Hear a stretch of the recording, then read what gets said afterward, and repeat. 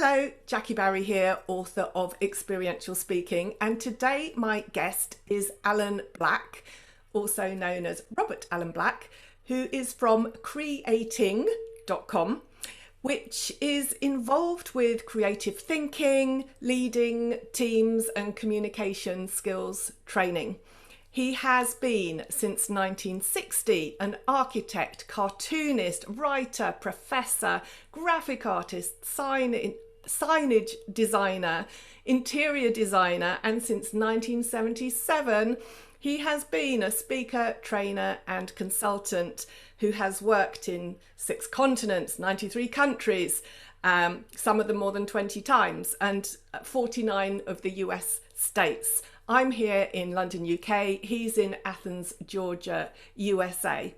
And we're talking today about ways to teach creativity creatively.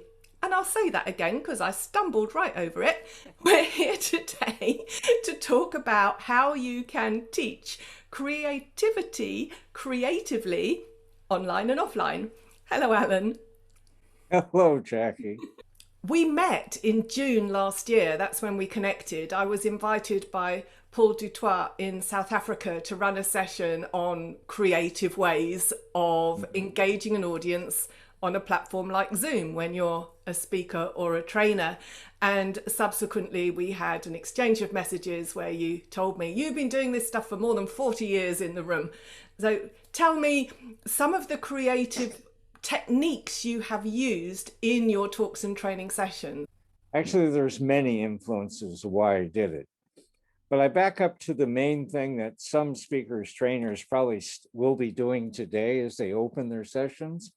My session is based on what we learned from Confucius from thousands of years ago. Tell me, I'll probably forget. Show me, I might remember. Involve me, and I will start to learn.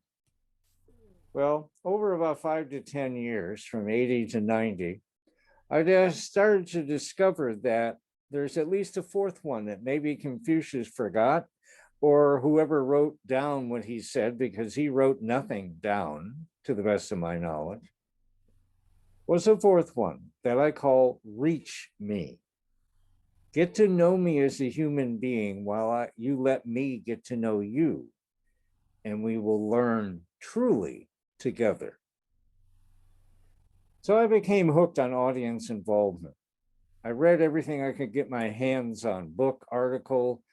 There weren't podcasts at the time. There were a few audio tapes available of other people who found the value of getting the student or the audience member involved. Did a survey of the NSA at the time. As a member, received 400 or 500 responses. I was very pleased by that. How do you use audience involvement? And they range from, I wouldn't dare do that as a keynote speaker, to the people is, I do that 100%. And then I started examining how, what, when, where, what senses they use, because there's a lot of theories about how people learn and how you can teach. Many different theories. I basically believe there are some people who are visually oriented, some people who are audibly oriented, and some that are tactically, but also the other ones emotionally or socially. But what I started looking at also through the teaching of the learning about teaching and learning about learning is, okay, what are some physical things I can do to challenge them?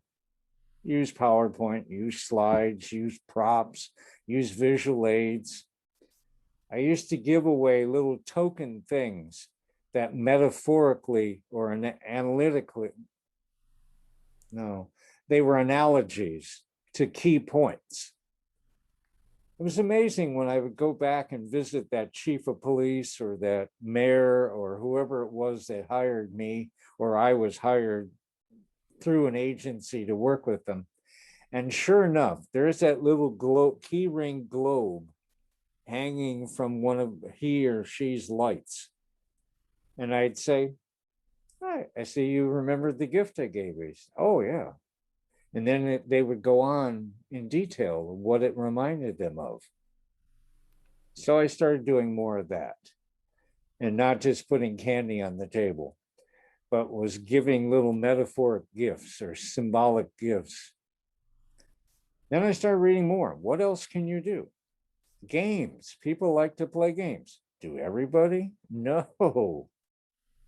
But I guarantee you, in a week-long program, I can get hard-nosed police officers or bankers mildly hugging. But the last thing I'm going to have them do on a Sunday when we start the 5-day class is have them do what is called the Gordian knot. Are you familiar with that one? I know that one. Okay, where you get 6 to 8 people, less doesn't work, more doesn't. Put their hands into the circle, join separate hands. Now their challenge is to untangle.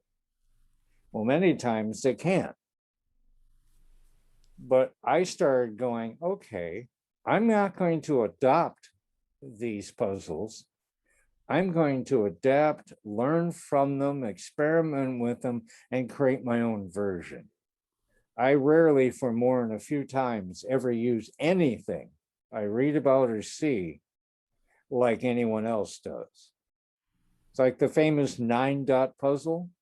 You cannot solve the 9-dot puzzle the way it's originally described inside the box. Well, what box? There's just 9 dots. Most people see an imaginary box, limits. Well, he showed 4 or 5 examples, a couple of them where you broke it, and you could do it with 3. I can do it with 0 lines.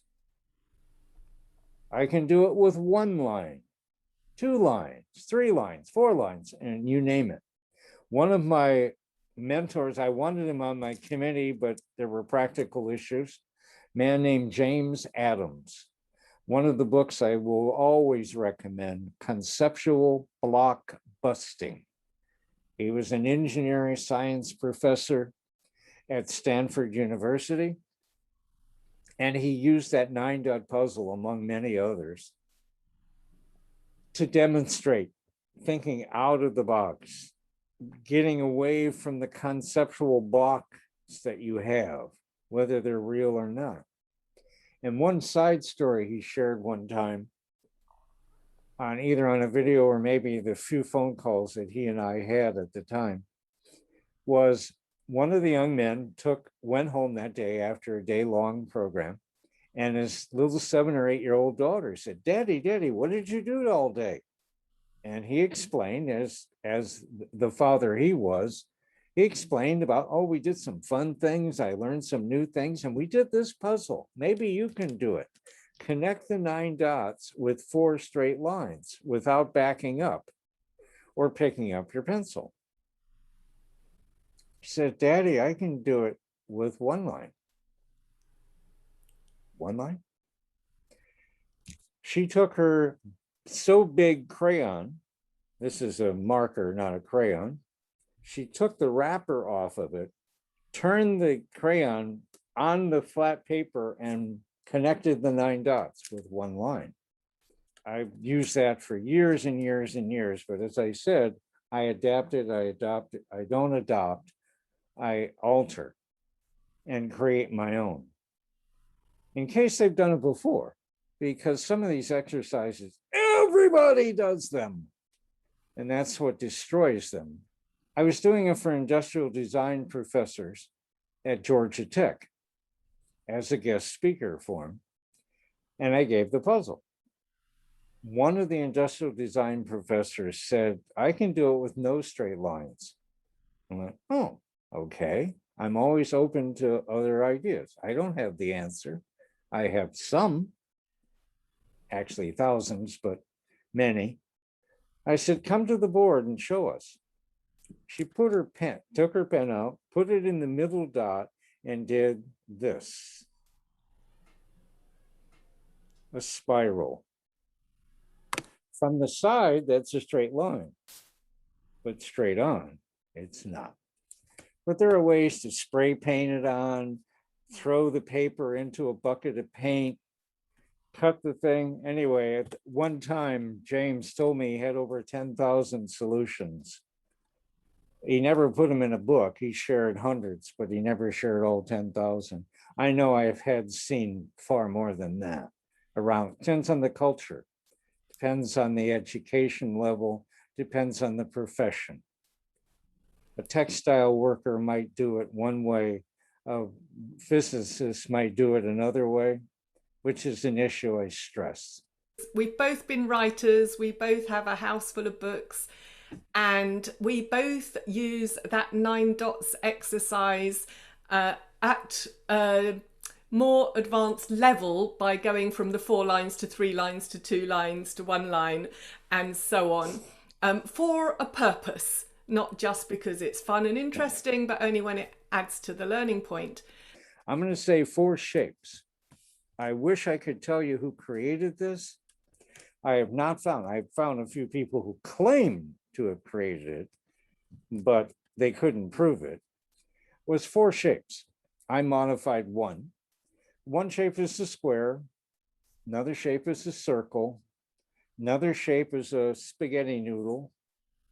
And the last shape, a triangle. Which of those 4 do you like the best? I'll pick a circle today. I would be shocked if you hadn't picked the circle based on our previous conversations after the PSA meeting when we first met. Circles are the people who like people. They're the people that are doing what you're doing right now, smiling almost 100%. They're the kind of people that can't not smile. It's just not in their nature. Even when they're sad, it doesn't take much to get them to smile, at least for a moment. And then they may go back to crying if it's a very serious thing. Triangles are quite different in some ways. They are by the rules, step by step. It must be practical. It must be provable, already proven, not provable, already proven by someone they accept as an expert. The squares want to prove it to themselves. I've teased squares many times about the fact that while they were listening to me, they were arguing with me. And I've had people, I didn't notice it at first until it started to happen. Some of the people at squares, when I'd say that, go, "No, I wasn't." And then the audience cracks up because he or she just proved my point, that they were looking for the logic. They were looking for the rationale. And if I didn't give it to them and I didn't make it obvious for them to see it, then they go, "Oh, this guy's a bunch of bunk." Oh. And then the squiggles, they never do anything the same way twice. They get bored to death. They don't drive to work the same place. They don't wear the same clothes. They don't arrange the room the same way. They're always looking for different. One of my classic exercises that people, I hope, still remember me by is I would distribute balloons in the room at the oddest time. And how I distribute them was just throwing them in the air. I tried in little envelopes and little packages and on the tables and so on. But I saw a friend of mine, Frank Prince, do that. I'm going to hand out balloons. And he just threw them into the crowd randomly. And I thought, that actually makes more sense. But the excitement was blow them up, tie them. I added, don't blow up any bigger than a large melon, because some balloons are weak and they'll break, and some people are highly allergic to sound.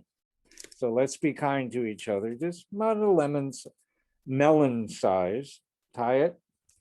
And once you've done that, start bouncing it. 1 hand, 2 hands, the back of your hands, your elbow, have fun with it. And once I see the majority, if not all of them doing that, I say, all right, hit them as high as you possibly can in this room and never hit yours again. But your goal as a group is to keep them off the floor.